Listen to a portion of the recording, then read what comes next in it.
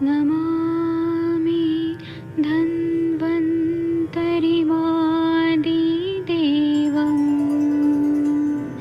सुरासुरैर्वन्दितपादपद्मम् लोके जरारुभयमृत्युनाशम् दातारमीशम्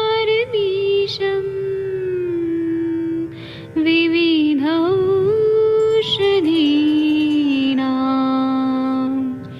शङ्खं चक्रं जलौकां दधतं मृतघटं चारुतोर्भिश्चतुर्भिः सूक्ष्मस्वच्छादिरुद्यं शुकपरिविलसन् मौलिमं भोजनेत्रम् कालाम्बोदोज्ज्वलाङ्गं कटितटविलसत् चारुपीताम्बराढ्यं वन्दे धन्वन्तरिन्तं निखिलगदमिव प्रौढदावाग्निनीलम्।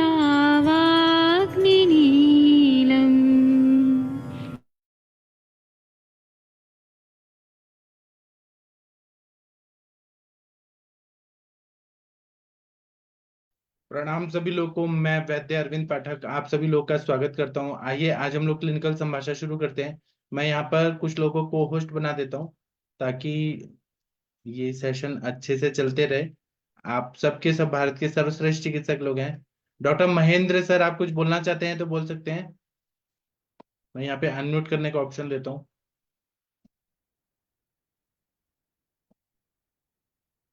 देखिए अनम्यूट हो पा रहा है कि नहीं। डॉक्टर सुबोध जैन जी, आप कुछ बोलना चाहते हैं तो बोल सकते हैं, नहीं तो मैं जो बोलता हूँ वो सुनिए।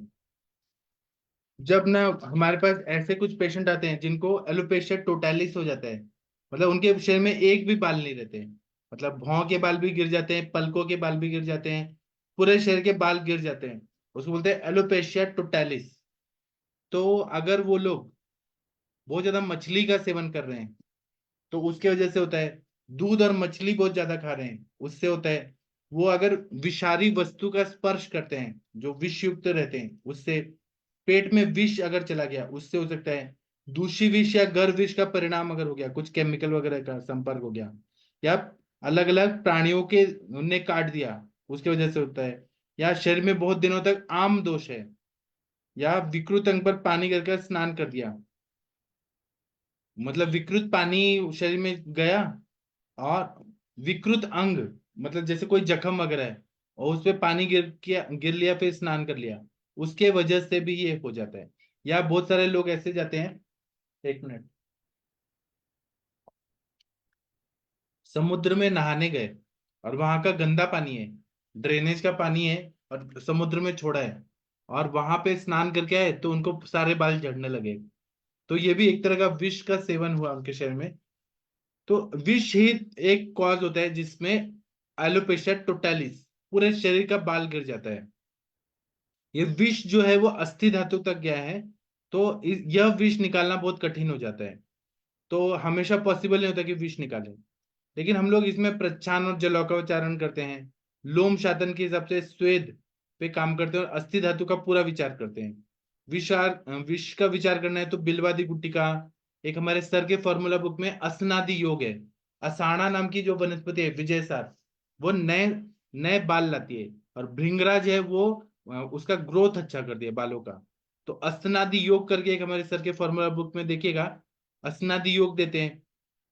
फिर हम लोग ये देते हैं करंज, काशीज भस्म, और जो कपित्त होता है जिसको मराठी में कवट बोलते हैं, उसका लोकल एप्लीकेशन करना है जहां जहां बाल नहीं है वहां पे। तो ये बाल आएंगे लेकिन वो कितने दिन तक रहेंगे वो नहीं कह सकते हैं। अगध विष का अगर ज्यादा जोर है शरीर में तो वो बहुत दिनों तक नहीं रह सकता है। तो इसमें बहुत दिन तक सालों साल ट्रीटमेंट देना जरूरी पड़ता है। दूसरा है कि किसी के बाल गिर रहे हैं तो इसका कारण देखना चाहिए कि बाल गिरने का कारण कास है क्या, खांसी का प्रॉब्लम है, श्वास है, राजयक्ष्मा है, रात्रि जागरण है क्या, ग्रहणी रोग है, अतिसार है, अर्श है। तो उस हिसाब से हमें मेडिसिन देखना चाहिए, जो व्याधि है उसकी चिकित्सा करें तो बाल झड़ना ठीक होता है। लेकिन कभी कभी ये होता है कि पानी खराब है, पानी में क्लोरीन बहुत ज्यादा डाला है। जैसे आप पुणे जैसे महानगरों में आएंगे तो यहाँ पानी जो है डैम का पानी रहता है, 4 डैम का पानी रोक के रखते हैं, वाटर ट्रीटमेंट प्लांट से वो छोड़ते हैं, तो लोग वो कॉरपोरेशन का पानी ही पीते हैं। पानी पीने में टेस्टी है, मतलब ऐसा लगता है बिस्लरी का है, आरओ का पानी है, लेकिन इसमें क्लोरीन बहुत ज्यादा है। इसलिए जो भी पुणे में आते हैं, जो लोग यहाँ पे रहते हैं साथ में हो गया उनके लिए नहीं है, जो लोग बाहर से लोग आते हैं आईटी में पढ़ने, बच्चे पढ़ने आते हैं, उनके अचानक ही बाल झड़ने लगते हैं, बाल सफेद होने लगते हैं। पुणे जैसे सिटी का मैं बात बता रहा हूँ, और मेट्रोपॉलिटन सिटी है, बाहर के लोग तो आते ही हैं। तो तो ये देखना चाहिए कि पानी की खराबी है क्या, इसलिए बाल झड़ रहे हैं क्या।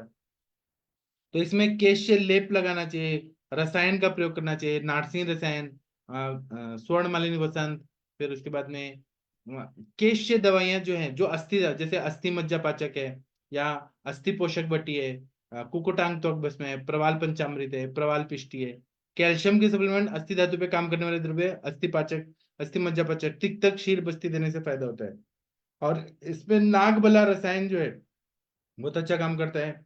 एक गंगेरुन नाम की वनस्पति है, वो भी अगर दे दिया जाए तो बालों के लिए बहुत अच्छा रहता है। इसी तरह से हमारे पास पेशेंट आते हैं इंद्रलुप्त के। तो इंद्रलुप्त पे अगर हम लोगों ने लेप लगाया करंज, कासीस और कपित्थ का, तो बहुत अच्छा फायदा होता है।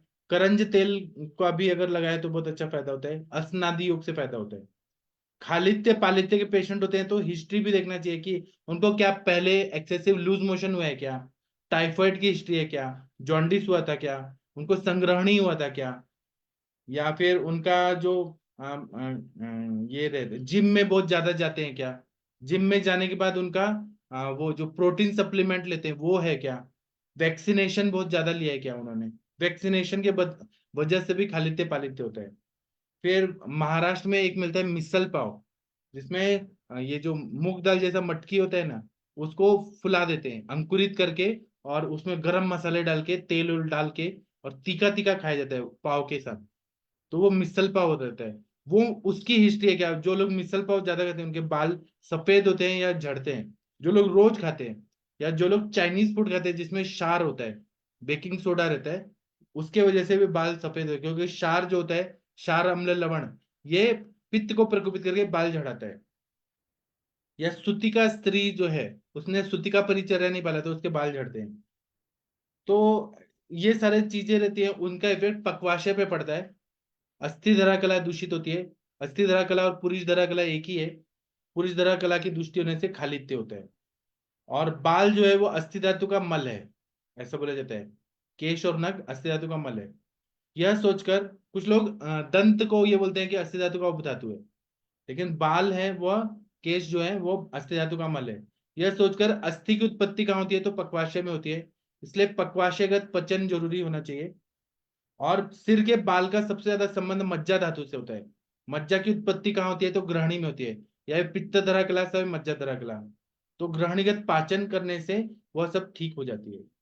दूसरा क्या है कि जो अपने जननेंद्रिय है, रिप्रोडक्टिव एरिया में प्यूबिक हेयर्स हैं, उसका संबंध शुक्र धातु से होता है।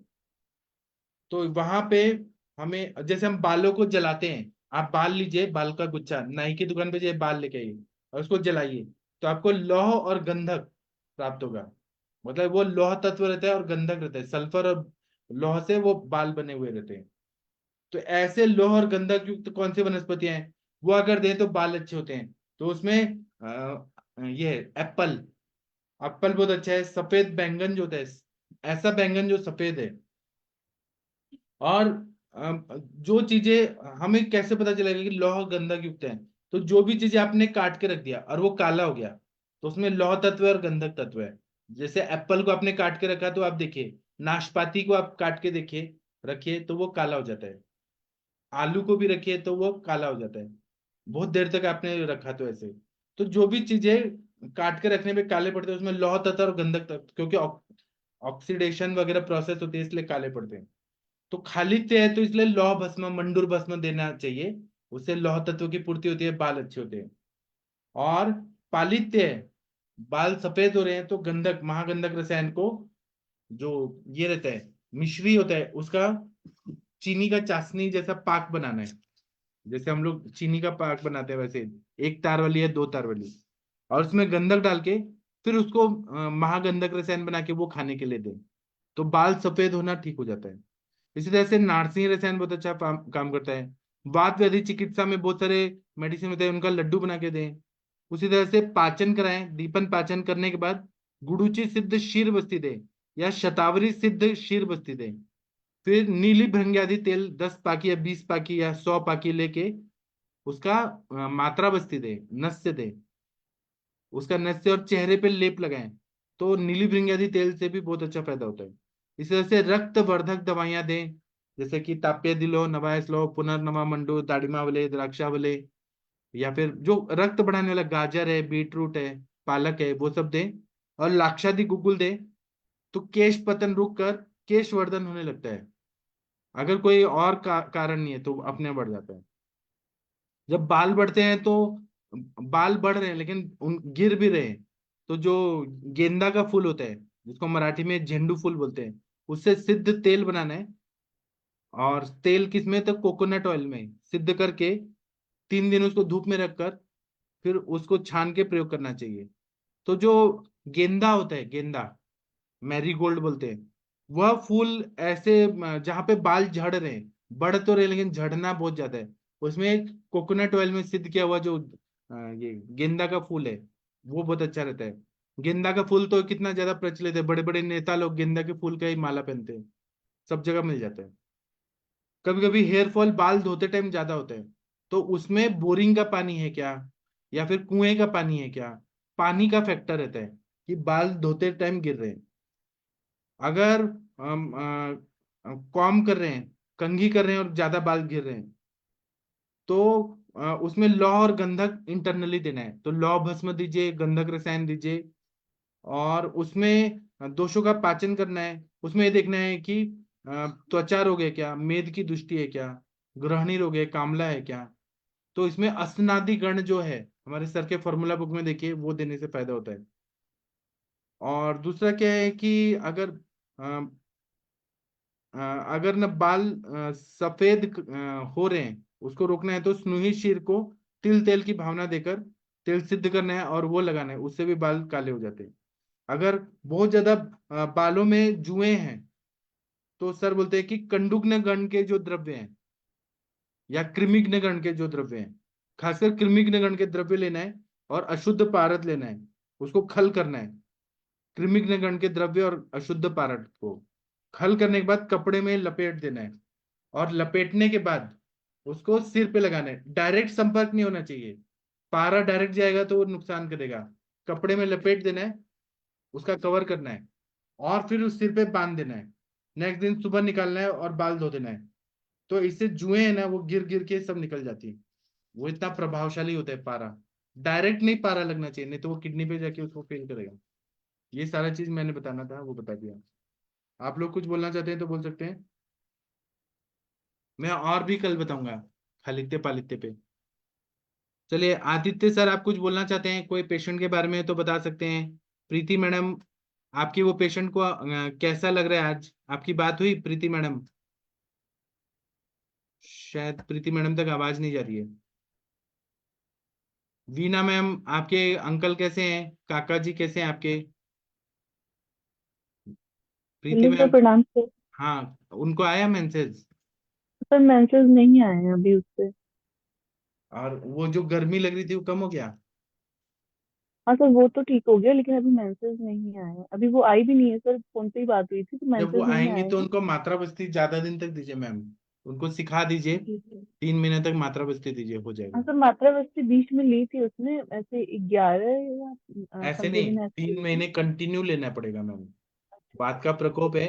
रस पाचक ताप्य दिलो, नवायस लो, और पुष्प धनवा रस दीजिए, ज्यादा दिन तक दीजिए। ठीक है सर। ठीक है मैम, थैंक यू। ठीक है सर, थैंक यू। और वीना मैम शायद नहीं बोल रही हैं अभी। आदित्य सर कुछ बोलना चाहते हैं, बोल सकते हैं। तनिका मैडम बोलिए। हाँ, गुड इवनिंग सर, प्रणाम सर। हाँ प्रणाम मैम, बताइए। सर एक पेशेंट है अभी ना, कल इमरजेंसी में ना उसका रेटिनल हेमरेज हो गया आईज का। तो हाँ उसको पहले भी कम दिखता था, तो अभी उसके काफी आईज के सामने क्लोट है। तो हाँ डॉक्टर ने बोला है कि वो शायद फ्लश आउट वगैरह करेंगे। हाँ तो सर उसमें हमारा कुछ रोल है? हाँ, आईज के साइड में नीचे ना, जहाँ पे हमारा हाँ आईब्रो एंड होता है, उसके साइड में आप जलौका लगा दीजिए या सिरावेद करके रक्त निकाल दीजिए, तो बहुत अच्छा फायदा हो जाएगा। वो हमारे सर, वो सर तो है ना, पेशेंट दूर रामदास है सावंत सर। सर। क्या? सर वो पेशेंट दूर है, एक्चुअली पंजाब में है। तो रक्त पित्त की चिकित्सा दीजिए ना। प्रवाल पंचामृत, दुर्वा का स्वरस पीने के लिए दीजिए, दुर्वा का स्वरस, वासा का स्वरस, वासा रिष्ट, वासावले, उशिरासव, चंदनासव, सारी सब। और प्रवाल सर पंचामृत। नसियों वगैरह अभी शिरबला तेल के करवा सकती हूँ हाँ क्या? हाँ। ठीक है सर, फिर मैं करवा देती हूँ।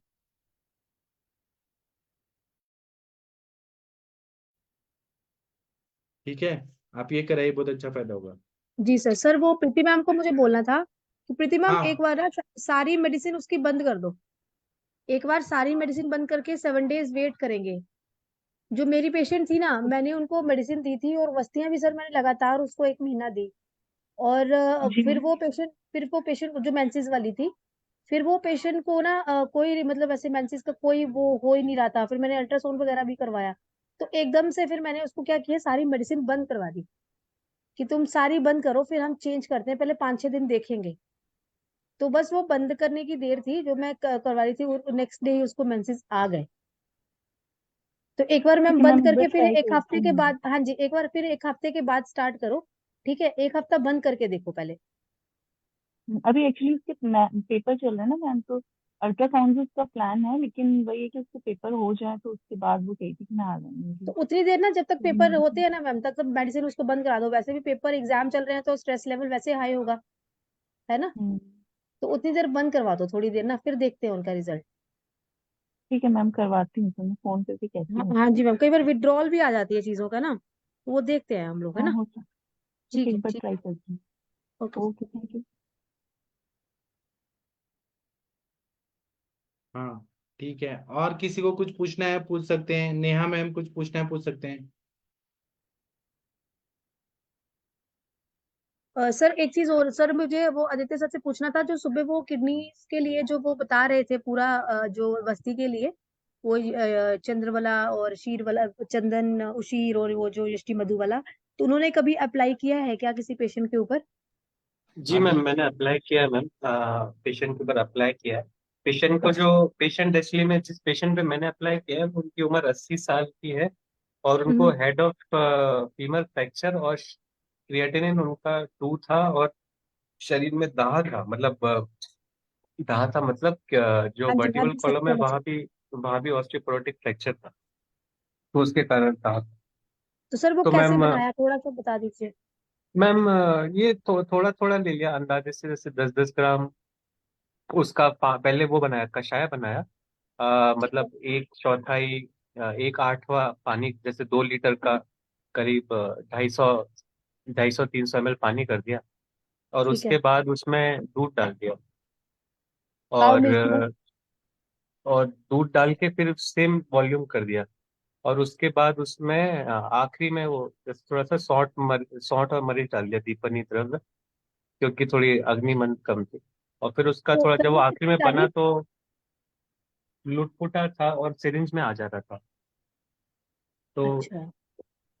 जब उनको दिया तो क्या है ना, पेशेंट को जब पहली बार दिया तो बस्ती जैसे अंदर गई, फिर कैथेटर को लॉक करके ही रखा, क्योंकि पेशेंट ओल्ड एज है, तुरंत निकल जाएगा। हम्म। तो 20-30 मिनट के लिए। और फिर उसके बाद जब वो लेटरिन गए, उनको 1-2 दिन तक खूब गैस निकली। मतलब जैसे ओल्ड एज में वायु जैसे फंसी रह जाती है ना, लेकिन उनको एक्टिवनेस महसूस हुई, ऐसा नहीं कि कोई गैस निकली या पेट खराब हो गया। लेकिन जो वायु फंसी रहती है, उनके रिफ्लेक्सेस बढ़ जाते हैं। तो अभी उनका इलाज चल रहा है मैम। और मतलब हेड ऑफ फीमर फ्रैक्चर तो ठीक करने में टाइम लगता है। आज तक मैं ऑस्टियोपोरोसिस की क्लास भी ली, लेकिन वो पहले से एक्टिव है। उनका जो ढांचा, जो सूखापन आ गया था शरीर में, वो भर रहा है। और उनका आम कम है और और दाह कम है, डेफिनेटली सौंठ दाह और, कम। हाँ वो सौंठ और काली मिर्च जो सर, वो कितनी क्वांटिटी में ली थी? Pinch ma'am pinch. हाँ मैम, अंदाजे से मैम जैसे आधी आधी चम्मच जैसे डाली थी, वन थर्ड चम्मच। ठीक है, और सर कितनी दी थी? मैम जो जो बस्ती योग था मैम, करीब वो जैसे वो वृद्ध है तो मेरा तो जो मैंने 4 या 5 सिरिंज मतलब 300 ml के आसपास गया था अंदर। 50 अच्छा, ml के एक सिरिंज, पांच मतलब पांच सिरिंज एक टाइम पे डाले हैं। आपने 300 ml दिया उसको? हाँ 5 साढ़े 5 सिरिंज के आसपास गया था जी। ठीक है सर। जी सर, और सर फिर उस मेरे पास भी पेशेंट है एक ऐसा वाला ना, बट उसको ये है कि उसका स्टेंटिंग हुई हुई है, ओपन हार्ट सर्जरी भी हो रखी थी पहले। तो अभी अभी मैं उसको ट्रीट करना चाह रही हूँ, तो मुझे यही लग रहा है कि मेन तो वायु का ही है उसका चक्कर, कि ओल्ड एज में है, 75 ईयर ओल्ड है। तो ठीक है, मैं भी ट्राई करूंगी सर। जी सर, थैंक यू सर।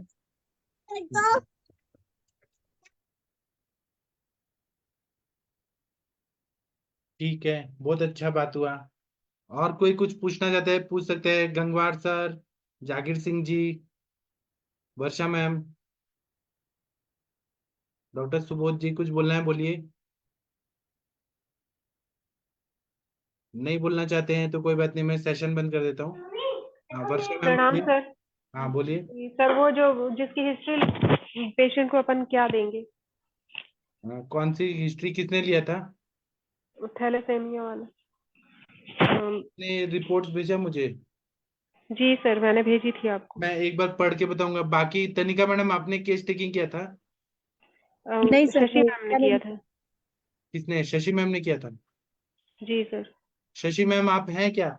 आपको याद है वो केस, केस जी taking? Sir, good evening sir. Sir कौन सा? एक्चुअल मैंने अभी जस्ट ज्वाइन किया है। हाँ पूछिए वर्षा मैम। मैम वो बच्चा जो 3 महीने से जिसको ब्लड ट्रांसफ्यूजन हो रहा है अभी तक, हर महीने में एक बार कम से कम अच्छा, 30 दिन, थैलेसीमिया वाला 15 दिन। केस। जी जी जी। हाँ, तो उनके केस में था कि बच्चे को मेजर थैलेसीमिया है और जो पेरेंट्स हैं वो माइनर थैलेसीमिया है। जब 3.5 महीने का बच्चा था तब से उसका ब्लड ट्रांसफ्यूजन शुरू हुआ है, और हमेशा अभी कभी 15-15 दिन या महीने महीने पर भी उसको ब्लड ट्रांसफ्यूजन कराना पड़ता है। और जब उसका ब्लड कम हो जाता है तब उसको मतलब फीवर वगैरह शायद इस तरह की से चीजें आना शुरू होती हैं। और भूख प्यास हाँ, भूख नहीं वगैरह लगती। से मैंने पूछा था तो वो उन्होंने बोला था लगभग सब ठीक है। वो सब चीजों के लिए मैम उन्होंने ठीक रिप्लाई किया था, जबकि होना चाहिए था हाँ, कि भूख और जब कम होनी चाहिए थी। हीमोग्लोबिन कम होता है तब उनको उसको भूख नहीं लगती बोल रहे थे, मतलब भूख कम हो जाती है।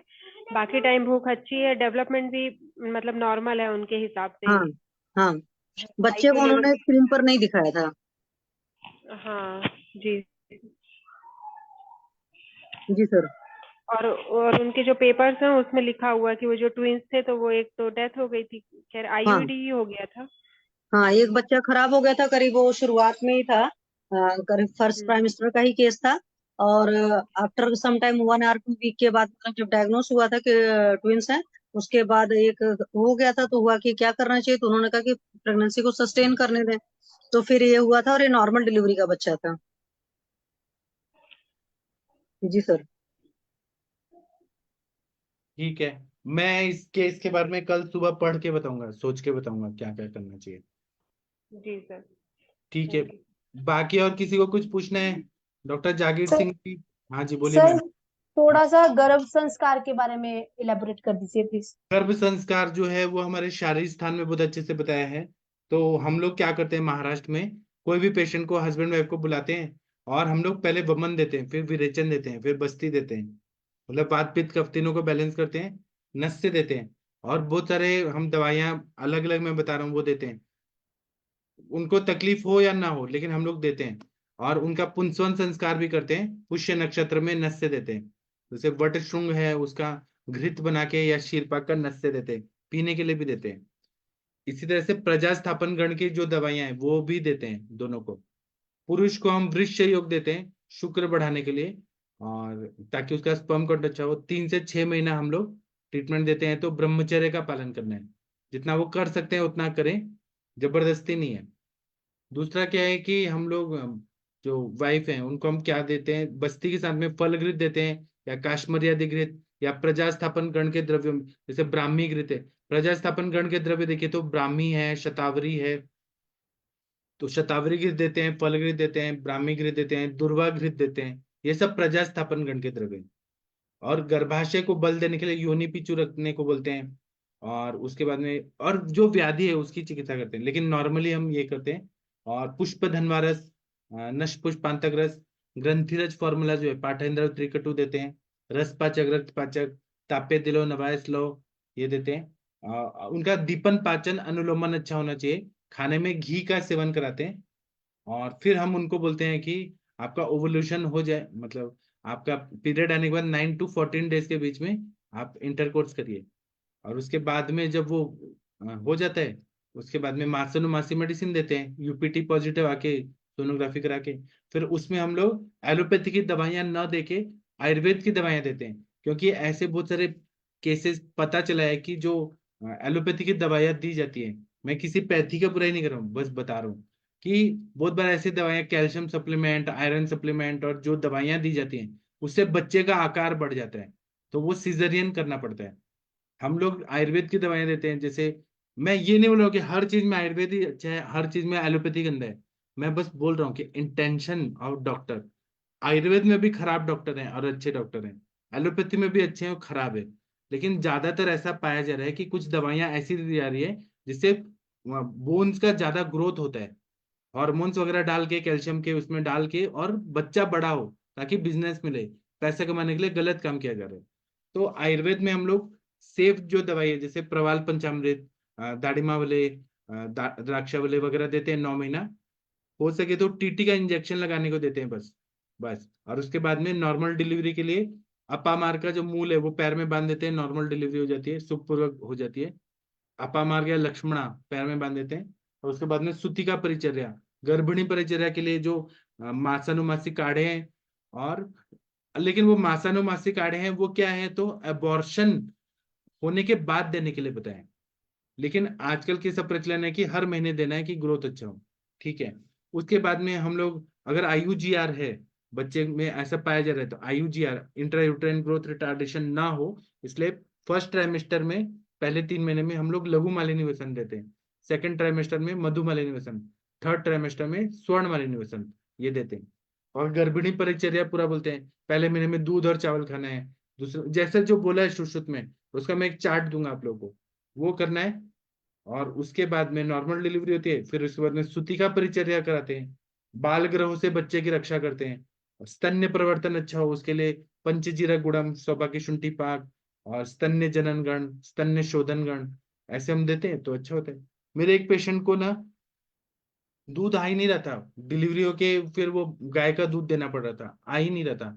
मैंने दवाई दिया उनको, यही पंचजीरक गुड़म, सौभाग्य शुंठी पाक, और दीपन पाचन, आम पाचक वटी, लहसुन आदि वटी, ये सब दिया। अभी उनको 1.5 साल हो गया है, बच्चे के दांत आ गए तब भी वो दूध पी रहे हैं। तो मैंने कहा कि जितना मैक्सिमम पिलाएं उतना अच्छा है, तो उससे इम्यूनिटी अच्छी रहेगी। तो हमें आयुर्वेद की दवाइयों पे भरोसा करना चाहिए, ऐसा करते हैं तो हो जाता है। गर्भ संस्कार के लिए बहुत सारे ऑडियो वीडियो और सीडी और मंत्र, ये सब भी करना चाहिए, हो जाता है अच्छा। ये तो मैंने ऐसे ऊपर ऊपर से बताया, सिस्टमेटिक रूप से मैं एक बार बताऊंगा गर्भ संस्कार के सारे पॉइंट्स, और डीप में बताऊंगा। मनीषा मैम, आप कुछ बोलना चाहते हैं गर्भ संस्कार पे? मनीषा मैम पेशेंट देख रही हैं, आप लोगों को कुछ बोलना है तो बोलिए, नहीं तो सेशन बंद करता हूँ। नहीं बोलना? नहीं सर, प्रणाम हाँ सर। प्रणाम। अभी बताइए मैम। सब खाना खाने बैठे हैं। सब हाँ खाने आप कुछ बैठे हैं सर। बताना चाहते हैं? हाँ खाना खा रही हैं? हाँ जी, हाँ जी, हाँ जी सर। ये हमारी जो अभी तो मैंने इसमें 40-50 पेशेंटों को भी प्रयोग किया है, जी। और 9 माह से चिकित्सा चला करके बच्चे हेल्दी हैं, और किसी प्रकार का उनको कोई प्रॉब्लम नहीं है, और मेधावी हैं। अपने क्लास में भी बच्चे बहुत अच्छे हैं, और अभी जस्ट एक डिलीवरी हुई है, तो उसको पूरे 9 महीने उसने एक भी आयरन कैल्शियम नहीं लिया, सिर्फ टिटनेस के इंजेक्शन लगवाया है। पूरे 9 मंथ में उसको लिया, और हेल्दी 3 kg का बच्चा हुआ है, और बहुत अच्छा ग्रोथ है उसका। 1 महीने में अभी 4 kg समथिंग, और ये हो गया है बच्चा। और माँ भी अच्छी है, स्तन्य भी अच्छा है, दूध भी अच्छा है, सब चीज अच्छा है। तो हमारे में बहुत सारे कल्प हैं, इतनी अच्छी कल्प हैं, शतावरी आदि वगैरह सब चलाते हैं साथ में। और जैसे शंख भस्म है और पेशेंट के अकॉर्डिंग ज्यादा, और 9 महीने उसको कोई भी वॉमिट नहीं हुआ, कोई भी उसके हेयर फॉलिंग नहीं हुए। उसने वीडियो भी डाला है, डालूंगी मैं। और बहुत अच्छे से काम काज करते करते एक बार उसको ज्यादा प्रॉब्लम हो गया था, तो आपका हेल्प मिला सर वस्ती देने का। नहीं तो वो 7 मंथ में उन्होंने सीएस के लिए बोल दिया था कि 7वें महीने में ही करना पड़ेगा, बच्चा एकदम मूव नहीं कर रहा है, ब्रीथ नहीं कर ले रहा है, तो बहुत दिक्कत है, कॉर्ड भी फंस गया है। बट बस्ती देने से सर उसको अंडर 2 आवर बहुत अच्छा मूवमेंट भी हो गया, और बच्चा बहुत अच्छे से इम्प्रूव भी करने लगा। फुल 9 मंथ में उसको डिलीवरी हुई, और फिर मैं 15-15 दिन पे उसको बस्ती देने लगी। ये बहुत अच्छा एक्सपीरियंस था सर, एकदम। जी थैंक यू। मैम, जी थैंक यू। ठीक है, और किसी को कुछ पूछना है, बताना है, पूछिए, बताइए। नहीं, तो अभी मैं सेशन बंद करता हूँ, आधा घंटा हो गया है। अब हम सुबह मिलेंगे। थैंक यू, प्रणाम, गुड नाइट, शुभ रात्रि। प्रणाम सर, गुड नाइट सर।